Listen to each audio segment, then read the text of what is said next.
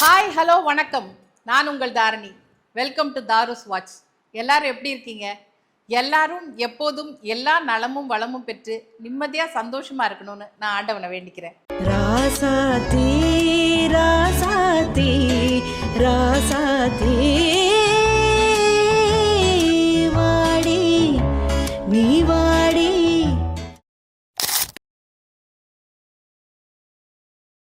என்னங்க பார்த்துட்டீங்களா 3 பேரையும்? ஆரம்பிப்போம் வாங்க. இவங்க தான் கயல்ல வடிவு. வணக்கம் சுமங்கலி மேடம். வணக்கம். இவங்க மலர்ல சகுந்தலா அம்மா. வணக்கம் மீனாட்சி மேடம். வணக்கம். இவங்க தேன்மொழி பிஏல பரமு. வணக்கம் Elizabeth madam. Welcome to Darus watch.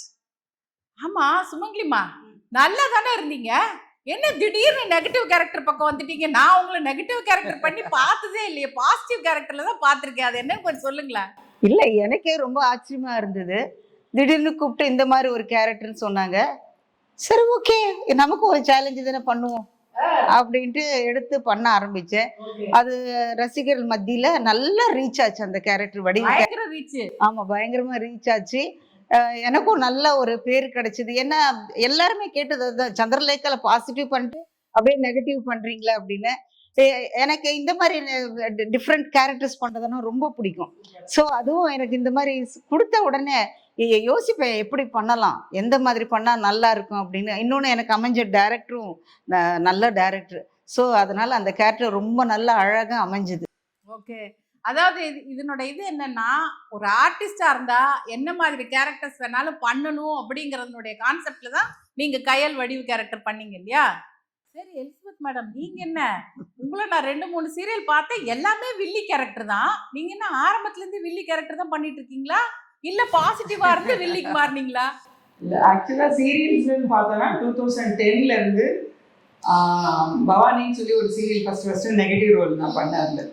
அதுல இருந்து எனக்கு கண்டினியூஸா சீரியல்ஸ் எல்லாமே நான் பண்ணது எல்லாமே நெகட்டிவ் ரோல் தான். எனக்கு அதுதான் விருப்பம் கூட. பட் பேரலி ஒரு 120 படம்னா அது எல்லாமே ஆல்மோஸ்ட் எல்லாமே நான் பாசிட்டிவா தான் பண்ணிருக்கேன். படத்துல எல்லாமே பாசிட்டிவா பண்ணுவேன், அதே டைம்ல சீரியல் எல்லாம் நெகட்டிவ் பண்ணுவேன். அப்படியே கான்ட்ராஸ்டா இருக்கு. But I'm happy doing negative role பண்றதுக்கு ரொம்ப சந்தோஷமா இருக்கு. அப்படியா? அதுல உங்களுக்கு எந்த வருத்தமும் இல்ல, ரொம்ப சந்தோஷமா பண்றேன். சரி இருங்க, அடுத்த கேள்வி அப்புறம் வரேன் நான். அம்மா தாயே, உன்ன மாதிரி ஒரு ஆளு குடும்பத்துல இருந்தா போதுமா, கும்மி அடிச்சிருவாங்கம்மா. எப்படிமா அது ஒண்ணுமே தெரியாத மாதிரி இருந்து ஊம குசும்பு வேலை பண்ணிட்டு அப்படியே போயிடுறீங்க? அதான் சொல்லிட்டீங்களே, ஊம குசும்பு அப்படின்னு. கரெக்ட். எனக்கு வந்து வில்லி கேரக்டர் பண்றது ரொம்ப பிடிக்கும். ஆனா என் ஃபேஸுக்கு வந்து வில்லி செட் ஆகாது.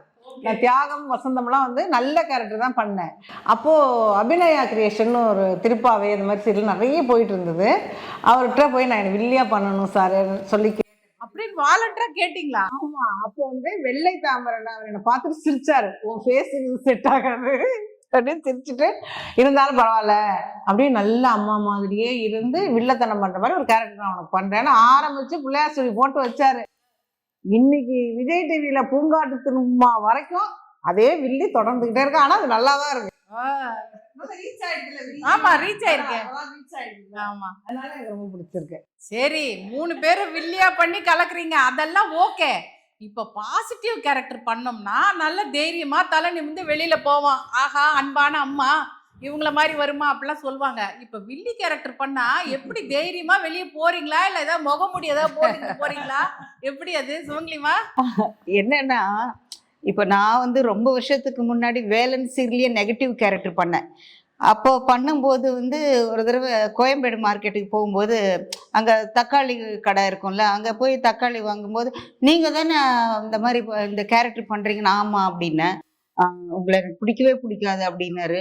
ஐயோ, என்னடா இது, எடுத்த உடனே இந்த பேச்சு சொல்றாரு அப்படின்னு நினைச்சேன். இந்த மாதிரி வந்து என்ன நீங்க என்ன பெரிய இதுவா, நீங்க முருகர் படத்தை, அந்த சீரியல் வந்து முருகர் படத்தை 2ஆ கிழிச்சிருவேன்.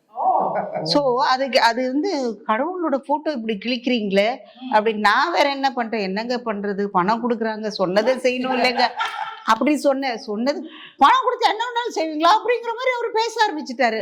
அதுக்கப்புறம் அவரை சமாதானப்படுத்தி, இல்லை சார் இதெல்லாம் இப்படிதான், இந்த மாதிரி கேரக்டர்ஸ்லாம் பண்ணோம்னா செஞ்சுதான் ஆகணும் அப்படி இப்படின்னு சொல்லி ஒரு மாதிரி சமாளிச்சு அப்புறம் தான் எனக்கு பெஸ்ட் ஃப்ரெண்ட் ஆயிட்டாரு. பட் எனக்கு தெரிஞ்சு நெகட்டிவ் கேரக்டர்ஸ் நம்ம பண்ணாலும் தெலுங்குலயும் நான் நிறைய பண்ணியிருக்கேன். பட் பண்ணாலும் வந்து நம்மளை வந்து அந்த அளவுக்கு வந்து யாருமே வந்து ரொம்ப இதுவா பேசுறது அந்த மாதிரி கிடையாது. இப்போ இந்த காலகட்டத்தில் நான் சொல்றது வேலைனுங்கிறது ஒரு 25 இயர்ஸ் பேக் இருக்கும். இது வந்து இப்போ வடிவு கேரக்டர் வந்து என்ன சொல்லுவாங்கன்னா, ஏன் கையில வந்து இந்த பாடு அதுதான் கேட்பாங்க. அந்த கேள்வி கேட்குறாங்க. இந்த மாதிரி பண்றீங்க பாருங்க, உங்க ஹஸ்பண்ட் கேரக்டர் திருந்திட்டாரு, நீங்களும் திருந்திட்டு அந்த குடும்பத்தோட நல்ல விதம். அப்ப நான் சொல்லுவேன், எல்லாருமே திருந்திட்டாங்கன்னா அப்புறம் சீரியல் எப்படி போகும் இல்லையா? ஒரு நெகட்டிவ் கேரக்டர் ஒரு நிஜமாவே ஃபேமிலியில இந்த மாதிரி கேரக்டர்ஸ் நிஜமாவே இருக்காங்க. யாராவது ஒருத்தர் 2 பேரு இந்த மாதிரி வந்து மூஞ்சி காட்டுறது, நம்ம ஹஸ்பண்ட் வந்து தம்பி ஃபேமிலிக்கு வந்து ஹெல்ப் பண்றது, அதெல்லாம் பிடிக்காது எல்லாருக்குமே. அந்த மாதிரி சுச்சுவேஷன்ல இருக்கும்போது எல்லாருமே 1-2 வார்த்தை இந்த ஃபேமிலிக்கு ஏன் இப்படி பண்றீங்க அப்படின்னு சொல்லுவாங்க. பட் நான் ஷேர் ஆட்டோல போவேன், பஸ்ஸில் போவேன், எந்த இதுவும் அதெல்லாம் பார்க்கறது இல்லை. பட் யாருமே வந்து அந்த அளவுக்கு வந்து நம்மளை ரொம்ப இதுவா பேசுறது இல்லை, வெறுக்கிறது இல்லை. ஏன்னா ஓரளவுக்கு இப்ப எல்லாருக்குமே தெரியுது இது வந்து சீரியல் நடிப்பு அப்படின்னு சொல்லிட்டு. இல்ல இது இந்த கொஸ்டின் நான் எதுக்காக கேட்டேன் அப்படின்னா, நான் தாலாட்டு சீரியல்ல வில்லியா பண்ணேன். ஆக்சுவலா நானும் ஃபுல்லா பாசிட்டிவ் கேரக்டர் தான் பண்ணிட்டு இருந்தேன். ஆனா தாலாட்டு சீரியல்ல வில்லியா பண்ணோன்னே கும்மனாஞ்சி அப்படி பிள்ளையார் கோயில்ல வாசல்ல ஷூட்டிங் நடந்துட்டு இருந்தது. அப்போ ஒருத்தர் திடீர்னு அங்கேருந்து வந்தாரு. எனக்கு பேர் வந்து பொள்ளாச்சி பாபு சார். அவங்க எங்ககிட்ட வந்துட்டு, அந்த ஏரியா பக்கம் போயிடாதீங்க, உங்களை அடிச்சு தூக்குறதுக்கு ரெடியா இருக்காங்க அப்படின்னாங்க. எனக்கு புரியவே இல்லை. திடீர்னு யாரோ ஒருத்தர் வந்து என்னடா சம்பந்தமே இல்லாம சொல்றாருன்னு ஒண்ணுதான் அப்பதான் தெரிஞ்சது, இந்த தாலாட்டு சிவகாமியோட ரிஃப்ளெக்ஷன் இந்த மாதிரி இருக்கு அப்படின்னு சொல்லிட்டு. அதனாலதான் நான் கேட்டேன். சரி, இப்ப 3 பேருமே இப்ப வில்லி கேரக்டர் வந்தா திரும்பி பண்ற மாதிரி தான் இருக்கீங்களா? என்ன சொல்றீங்க மீனாட்சிமா? கண்டிப்பா வில்லி பண்றது ரொம்ப ஒரு ரீச்சை கொடுக்கும். மற்றவங்க திட்டினா கூட ஒரு ரீச். ஆனா நாங்க உண்மையிலே நீங்க வீட்டுல எல்லாம் வந்து பாத்தீங்கன்னா எங்களை மாதிரி ஒரு நல்லவங்க கிடையாது. இதை நான் சொல்லலைங்க, நம்பியார் சாரே. அத நான் சொல்றேன். நானு அது இந்த மாதிரி அனுபவம் எனக்கு கூட உண்டு. டாக்டர்கிட்ட செக் பண்ண போனப்போ ஒரு பொம்பளை டபக்குன்னு வந்து இடத்த பிடிச்சிக்கிச்சு. நான் போய் உட்கார போறேன், இப்படி இடத்த பிடிச்சிக்கிட்டாங்க. பிடிச்சிட்டோன்னே சரி அவங்க யாரோ வராங்களாமான்னு, உனக்கு கொடுக்க மாட்டேன் அப்படின்னாங்க வேகமா. பாத்தீங்களா, இததான் நான் கேட்டேன். அப்படி போய் உட்காந்துக்கலாம், அவளுக்கு கொடுக்காத அப்படின்னு வர இந்த அம்மா அந்த பிள்ளைகிட்ட சொல்லுது. எங்கதான் உட்காந்து சிஸ்டர்கிட்ட கேட்டு நேரம் டாக்டரே பார்த்துட்டு நான் போயிட்டேன். அப்புறமா தான் புரிஞ்சுது, பொண்ணையே வாழ விட மாட்டேங்கிற, நீலாம் ஒரு பொம்பளையா, உனக்கு என்ன இடம் கொடுக்கறது, உனக்கு நோய் வந்து சாவு அப்படின்னு. இல்ல அப்ப இவங்க சொல்றதுக்கு இது கான்ட்ராஸ்டா இருக்கு பாத்தீங்களா? இது ஜனங்க வந்து நம்மள அந்த அளவுக்கு வெறுக்கலன்னு சொல்றாங்க. ஒரு 15 வருஷம் 16 வருஷம் இன்னைக்கு இருக்கிற ட்ரெண்ட் கொஞ்சம் மாறி இருக்கு. இது 15 வருஷம் முன்னாடியா? இவங்க இப்ப உள்ள பசங்க எல்லாம் என்னன்னா, அவங்க ஒர்க், அவங்க ஜாப் அவங்க பண்றாங்க, அந்த மைண்ட் செட்டுக்கு எல்லாருமே வந்துட்டாங்க. அதனால அந்த கேரக்டர் நல்லா இருக்கு, ஆனா நீங்க இப்படி பண்ண வேண்டாம் அப்படி சொல்ற அளவுக்கு இப்ப மாறி இருக்கு. அப்ப 3 பேருமே பாசிட்டிவா கிடைக்கிற ஒரு பேரோட நெகட்டிவா கிடைக்கிற பேரு சூப்பர்ன்றீங்க. கண்டிப்பாமா. ஏன்னா நெகட்டிவ்ல வந்து நிறைய எக்ஸ்பிரஷன்ஸ். நான் என்ன பொறுத்த வரைக்கும் நினைப்பேன், டைலாக்கை விட எக்ஸ்பிரஷன்ஸ் அது வந்து அதுக்கு மோர் சான்சஸ் இருக்கு நெகட்டிவ்ல. பாசிட்டிவ்ல வந்து அவ்வளோ இருக்கிற மாதிரி தெரியல. ஏன்னா ஒரு கிளிசரின் போட்டு நம்ம அழுமூஞ்சி வச்சாலே போறோம், அவங்க கண்ணிலையும் அந்த அந்த கண்ணில் தண்ணி. ஆனா நெகட்டிவ்ல அப்படி கிடையாது. நிறைய விதமா நடக்கிறதுல பண்ணலாம், கண் எக்ஸ்பிரஷன் பண்ணலாம், கையில பண்ணலாம், ஈவன் காலைய ஸ்டைல்ல அப்படி போட்டு உட்காரலாம். நிறைய பண்றதுக்கு வாய்ப்பு இருக்கிறது வந்து நெகட்டிவ் கேரக்டர்ஸ்க்கு தான். பட் அந்த நெகட்டிவ் கேரக்டர்ஸ் கொடுக்கும்போது எல்லாருமே அதை பிடிச்சி பண்ணிட்டாங்கன்னா டெஃபினட்டா நல்ல பேர் வந்துடும். அதே மாதிரி பாசிட்டிவ் நம்ம பண்றது மட்டும் இல்லாம அடுத்தவங்களையும் அழ வைக்கணும். அதுதான் சக்சஸ் ஆகும். சரி, இப்போ நம்ம வந்த பீரியட்ல எல்லாம் பாத்தீங்கன்னா ஒரு கிட்டத்தட்ட வந்து நம்ம டயலாக் எல்லாம் மனப்பாடம் பண்ணி தான் நம்ம பேசியிருக்கோம். ப்ராம்ப்டிங்ன்றதெல்லாம் எனக்கு தெரிஞ்சு கொஞ்ச நாள் முன்னாடி எல்லாம் வரைக்கும் இல்லை.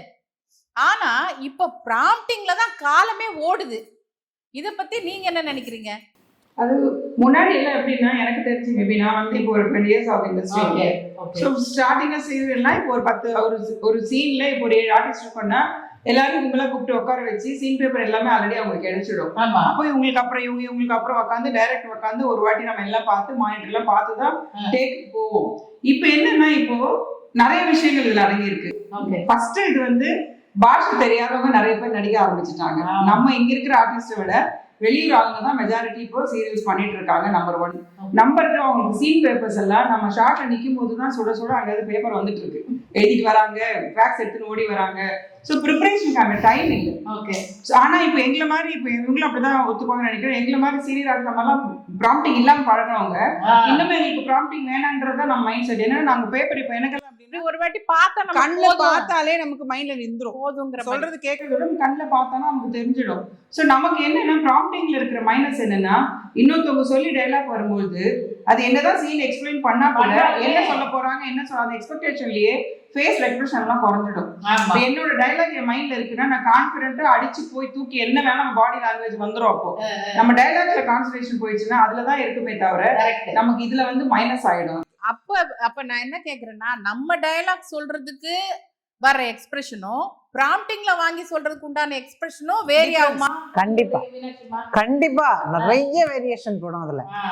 பேசாம இரு அப்படின்னு அவர் பேசாம இரு அப்படிங்கிறதுக்கு பேசாம இரு அப்படின்னு சொல்றதுக்கும் நிறைய அந்த கண்ணு இவங்க சொன்ன மாதிரி ரியாக்ஷன் எல்லாமே மைனஸ் ஆயிடும். கேட்டு வாங்கி சொல்றதுக்கும் அங்கதான் மைண்ட் இருக்கும். இப்படி அந்த ரியாக்ஷனுக்கு நிறைய பேருக்கு இப்போ அதனாலதான் வந்து ரொம்ப ஸ்லோவா போற மாதிரி வேற இருக்கும். இவங்க இவங்க இவங்க முடிச்சாலும் நான் ஆரம்பிக்கணுங்கிறது இல்லாம முடிச்சாலும் இங்க பாக்குறது அவங்க ஆரம்பிச்சா நம்ம ஆரம்பிக்க முடியும். இப்படி என்னை பொறுத்த வரைக்கும் நான் என்ன நினைக்கிறேன்னா அந்த காலகட்டத்துல நீங்களும் அது பண்ணிருக்கீங்க, நானும் பண்ணிருக்கேன். நம்ம வந்து ஃபுல் சீனும் ஏவிஎம் இதெல்லாம் பண்ணும்போது 3 கேமரா வச்சு ஃபுல் சீன் பண்ணிருக்கோம். ஒரே இது பண்ணிருக்கோம். ஆமா. இப்போ காலகட்டத்துல இப்படி போய் ஒரு எங்க கட்டாச்சு அங்க இருந்து அதுக்கப்புறம் வந்து என்ன ப்ராம்ப்டிங் அப்படி இப்படின்னு வந்துருச்சு. பட் என்னை பொறுத்த வரைக்கும் நான் என்ன நினைக்கிறேன்னா இதுக்கும் ரெடியா இருக்கணும் அதுக்கும் ரெடியா இருக்கணும். ஏன்னா சம்டைம்ஸ் சீன்ஸ் வந்து ஒரு 8 மணிக்கு ஸ்டார்ட் பண்றாங்க ஒரு பெரிய சீனு. அப்போ வந்து எல்லாரும் பார்த்துட்டு இருக்க முடியாது. அவங்களோட டைமும் அந்த மாதிரி தான் இருக்கு. ஏன்னா அவங்களுக்கு ஒரு டார்கெட் என்னன்னா ஒரு நாளைக்கு இத்தனை சீன் முடிக்கணும் பண்ணு. அப்போ வந்து நான் இல்லை இதை படிச்சுதான் சொல்வேங்கிறது கரெக்டும் கிடையாது. ஏன்னா அவங்களுக்கு அந்த இதுவும் இருக்கு. ஸோ நான் என்ன சொல்றேன்னா எல்லாத்துக்குமே ரெடியா இருக்கணும். இப்போ ஒரு தடவை திடீர்னு நாங்க ரெடி ஆயிட்டு வந்து உடனே சீனும் தெரியாது. சில பேர் சீன் படிக்க கூட டைம் இல்லாம உடனே ஆரம்பிச்சிடுறாங்க. இப்போ அதுதான் சொல்றேன். அவங்களுக்குன்னா 8:45க்கு அந்த தேங்காய் உடைச்சு பூஜை பண்ணுறோங்கிற மாதிரி ஆயிடுச்சு. ஸோ அந்த ஒரு இதுக்கு என்ன பண்றாங்கன்னா நமக்கும் சம்டைம்ஸ் தெரிய மாட்டேங்குது என்ன போய் அங்கே ஷார்ட்ல நின்னதுக்கு அப்புறம் கிடுகிடுன்னு சொல்றாங்க. ஆனா இது என்னன்னா நல்ல டேலண்ட் இருக்கிறவங்க பிடிச்சி அப்படியே டக்கு டக்குன்னு போயிட்டு எக்ஸ்பிரஷன்ஸும் கரெக்டா கொடுத்து போயிடலாம். ஆனா என்ன பொறுத்தவரை இதுக்கும் ரெடியா இருக்கணும் அதுக்கும் ரெடியா. சரி, அது நீங்களே சொல்லிட்டீங்க டேலண்டட் எக்ஸ்பீரியன்ஸ் ஆர்டிஸ்ட் அப்படி இருக்கிறவங்க தான் அதை பண்ண முடியும்னு. இப்ப வர நியூ கமர்ஸ் பத்தி உங்களோட கருத்து என்ன? எல்லாருமே நல்லா ஆக்ட் பண்றாங்கம்மா. ஏன்னா பாவம் பாஷை தெரியல வர்றாங்க வந்து பண்றாங்க. பட் என்னை பொறுத்த வரைக்கும் நான் நிறைய இன்டர்வியூல சொல்லியிருக்கேன் என்னன்னா கொஞ்சம் எல்லாம் டைம் கீப் அப் பண்ணலாம். ஏன்னா காலையில 1 hour லேட் ஆச்சுன்னா நைட்டு 1 hour சாயந்தரம் வரைக்கும் போயிடும். ஸோ அது ஒரு அப்படியே 10 minutes 20 minutes அப்படியே சேர்ந்து 1 hour ஆயிடும். ஒரு 1 hour லாஸ் ஆச்சுன்னா ப்ரொடியூசர். ஆமா ஆமா, அது எல்லாருமே அவங்கவுங்க டைமுக்கு அந்த எனக்கு தெரிஞ்சு ஆல்மோஸ்ட் சீனியர்ஸ் எல்லாம் வந்துடுறாங்க. பட் இப்போ வர்ற பசங்க அப்படி இப்படின்னு கொஞ்சம் அப்படி இப்படி பண்றாங்க. சரி பாவம் சின்ன பசங்க தானே, நம்மளும் பெரியவங்க நம்மளே சொல்லிட்டோம் அட்ஜஸ்ட் பண்ணிட்டு போகலாம். நான் என்ன சொல்றேன் நாங்கெல்லாம் அட்ஜஸ்ட் பண்ற கம்பெனிக்கு அவங்க கொஞ்சம் ஃபேவரா பண்ணலாம். என்னங்க எபிசோட் ரொம்ப விறுவிறுப்பா போயிட்டு இருக்கா? இன்னும் பல சுவாரஸ்யமான விஷயங்களை பார்க்க போறோம். Stay tuned. ராசாத்தி ராசாத்தி ராசாத்தி